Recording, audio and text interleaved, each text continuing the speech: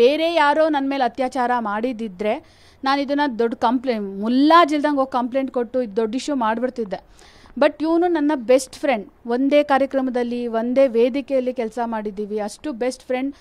ಎಷ್ಟೋ ರಾತ್ರಿಗಳೆಲ್ಲ ಕಾರ್ಯಕ್ರಮ ಮುಗಿಸ್ಕೊಂಡು ನನ್ನ ಮನೆಗೆ ಬಿಟ್ಟು ಸೇಫಾಗಿ ಹೋಗಿದ್ದಾನೆ. ಮತ್ತು ಇವ್ನಿಗೆ ಆಲ್ರೆಡಿ ಮದುವೆ ಆಗಿ ಮಗಳಿದ್ದಾಳೆ ಅನ್ನೋ ಒಂದು ದೊಡ್ಡ ನಂಬಿಕೆ ಇವ್ನು ನನ್ನ ಮೇಲೆ ಕೆಟ್ಟ ದೃಷ್ಟಿಲಿ ನೋಡಲ್ಲ. ಯಾಕೆಂದರೆ ಅವ್ನು ನಡ್ಕೊಂಡಿದ್ದ ರೀತಿ ಹಾಗಿತ್ತು, ಹಾಗಾಗಿ ಹಂಗೆ ನಂಬಿದ್ದೆ ನಾನು.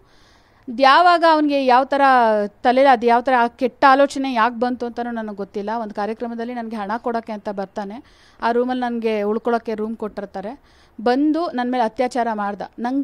ನಂಗೆ ಏನಂತಂದರೆ ಆ ಒಂದು ಸಿಚುವೇಶನ್ ಅದು ಹೆಂಗೆ ಈಗ ಹೋಗಿ ನಾನು ಕಂಪ್ಲೇಂಟ್ ಕೊಡಬೇಕಾ ಅಥವಾ ಅವನ ಹೆಂಡತಿ ಮಕ್ಳಿಗೆ ಹೇಳ್ಬೇಕಾ ಅಥವಾ ದೊಡ್ಡವ್ರಿಗೆ ಈ ವಿಷಯ ತಿಳಿಸ್ಬೇಕಾ, ಆ ಒಂದು ಫುಲ್ ಆಫ್ ಕನ್ಫ್ಯೂಷನಲ್ಲಿದ್ದೆ. ಬಿಕಾಸ್ ಅವ್ನು ನನ್ನ ಫ್ರೆಂಡ್ ಏನು ಮಾಡಬೇಕು ಅನ್ನೋ ಕನ್ಫ್ಯೂಷನಲ್ಲಿದ್ದೆ. ಅದಾದಮೇಲೆ ಅವನೇ ಸಮಾಧಾನ ಮಾಡ್ತಿದ್ದ, ಇರು ನಿನಗೆ ನಾನೇ ಏನೋ ಒಂದು ಮಾಡಿರೋ ತಪ್ಪಿಗೆ ಒಂದು ಸಮಾಧಾನ ಹೇಳ್ತೀನಿ ಹಂಗೆ ಹಿಂಗೆ ಅಂತಿದ್ದ. ಒಂದಿನ ಅದೊಂದೆರಡು ದಿನ ಬಿಟ್ಟು ಮನೆಗೆ ಬಂದು ಕಣ್ಣು ಮುಚ್ಕೊಂಡು ನಿಂಗೊಂದು ಸರ್ಪ್ರೈಸ್ ಕೊಡ್ತೀನಿ ಅಂತ ಹೇಳಿ ಕಣ್ಣು ಮುಚ್ಕೊಂಡೆ. ಅಂದರೆ ನಾನು ಅಂದ್ಕೊಂಡೆ ಏನೋ ಒಂದು ಗಿಫ್ಟ್ ಕೊಡ್ತಾನೆ ಹಾಗೆ ಹಿಂಗೆ ಆ ಥರದಲ್ಲಿ ಯೋಚನೆ ಮಾಡಿದೆ. ಯಾಕೆಂದರೆ ನಿಂಗೆ ಇದರಿಂದ ಯೂಸ್ ಆಗುತ್ತೆ ಆ ಥರ ನನಗೆ ಅವ್ನು ಹೇಳಿದ್ದು. ಹಾಗಾಗಿ ನಾನು ಕಣ್ಣು ಮುಚ್ಕೊಂಡೆ. ಇಮ್ಮಿಡಿಯೇಟ್ ಅವನು ಹಿಂಗೆ ಬಿಡೋಕ್ಕೂ ಬಿಡಲಿಲ್ಲ, ಇಮ್ಮಿಡಿಯೇಟ್ ಅವ್ನು ನಂಗೆ ತಾಳಿ ಕಟ್ಬಿಟ್ಟ. ಅದಾದಮೇಲೆ ನಾನು ಹೇಳಿದೆ, ಅತ್ಯಾಚಾರ ಮಾಡಿ ತಾಳಿ ಕಟ್ಟಿದ್ರೆ ಇದಕ್ಕೆ ಯಾವ ಬೆಲೆ ಇದೆ, ಇದು ಏನಾದರೂ ಬೆಲೆ ಇದೆಯಾ, ಇದಕ್ಕೆ ಬೆಲೆ ಇಲ್ಲ, ಇದಕ್ಕೆ ನಾನು ಒಪ್ಕೊಳ್ಳೋದು ಇಲ್ಲ ಅಂತ ಹೇಳಿದೆ. ಅವನು ಇಲ್ಲ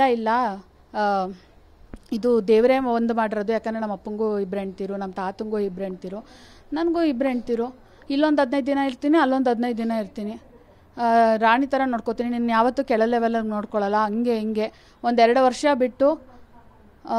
ವರ್ಷ ಬಿಟ್ಟು ಎಲ್ರಿಗೂ ತಿಳಿಸ್ತೀನಿ, ಅಲ್ಲಿವರೆಗೂ ನಿನ್ನ ಸಾಧನೆ ನೀನು ಮಾಡಿ, ನನ್ನ ಸಾಧನೆ ನಾನು ಮಾಡ್ತಿರ್ತೀನಿ, ಹಾಗೆ ಹಿಂಗೆ ಅಂತ ಅಂದ್ಬಿಟ್ಟು ಯಾವಾಗಲೂ ನಮ್ಮ ಮನೇಲೆ ಆಲ್ಮೋಸ್ಟ್ ಅಲ್ಲಿ ಈ ಮನೇಲಲ್ಲ ಒಂದು ಏರಿಯಾದಲ್ಲಿ ಇರ್ತಾನೆ. ಆವಾಗ ನಾನು ಆದರೂ ಒಪ್ಕೊಂಡಿರಲಿಲ್ಲ. ಯಾಕಂದರೆ ನಾಳೆ ನಿನಗೆ ಬೈಯಲ್ಲಪ್ಪ, ಗಂಡಸು ನೀನು, ಯಾಕಂದರೆ ಹೆಂಗಸ್ಗೆ ನೀನು ತಪ್ಪಿದೆಯೋ ಇಲ್ವೋ ಅಂತ ಜನ ನೋಡಲ್ಲ, ಉಗಿತಾರೆ ಮಕ್ಕೆ. ಆಮೇಲೆ ನಾನು ಇದನ್ನು ಒಪ್ಕೊಳ್ಳೋಕೆ ಚಾನ್ಸೇ ಇಲ್ಲ ಅಂದೆ.